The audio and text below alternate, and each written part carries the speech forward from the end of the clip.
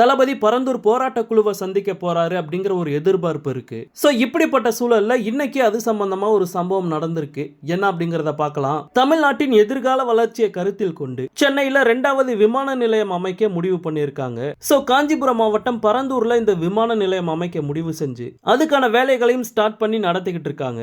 இதுக்காக பரந்தூரை சுத்தி சுமார் 5100 ஏக்கர் நிலங்களை கையகப்படுத்திருக்காங்க. சோ இதை எதிர்த்து பல கிராமங்களை சேர்ந்த மக்கள் கடந்த 900 நாட்களுக்கு மேல அங்க போராட்டம் நடத்தி வராங்க.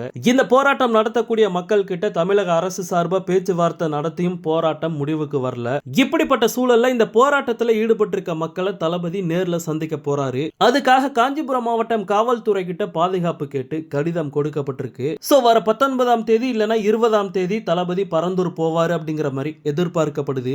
இந்த நிலைமையில தமிழக வெற்றி கழகத்தோட நிர்வாகிகள் இன்னைக்கு பரந்தூர் போராட்ட குழுவினரை சந்திச்சிருக்காங்க. எதுக்காக இந்த ஒரு சந்திப்பு அப்படின்ட்டு விசாரிச்சு பார்க்கும்போது நமக்கு கிடைச்ச நியூஸ் என்ன அப்படின்னா, போராடக்கூடிய மக்கள் கிட்ட சில விவரங்கள் சேகரிக்கப்பட்டிருக்கு. என்ன அப்படின்னா, இந்த விமான நிலையம் அமைக்கக்கூடிய இடத்துல விவசாய நிலங்கள் எவ்வளவு இருக்கு, நீர்நிலைகள் எவ்வளவு இருக்கு அப்படிங்கிற மாதிரிலாம் தமிழக வெற்றி கழகத்தோட நிர்வாகிகள் கேட்டிருக்காங்க. சோ இது எல்லாத்தையுமே ஒரு அறிக்கையா ரெடி பண்ணி தளபதி கிட்ட கொண்டு போய் கொடுக்க போறாங்க. எனக்கு என்னமோ பரந்தூர்ல ஒரு மிகப்பெரிய சம்பவத்தை தளபதி பண்ண போறாரு அப்படிங்கிற மாதிரி தான் தோணுது. சோ இத பத்தி உங்களுடைய கருத்து என்ன அப்படிங்கறத ஷேர் பண்ணுங்க. தளபதியோட எல்லா அப்டேட்டுமே மிஸ் பண்ணாம பார்க்க நம்ம சேனலை சப்ஸ்கிரைப் பண்ணி சப்போர்ட் பண்ணுங்க. தேங்க்யூ.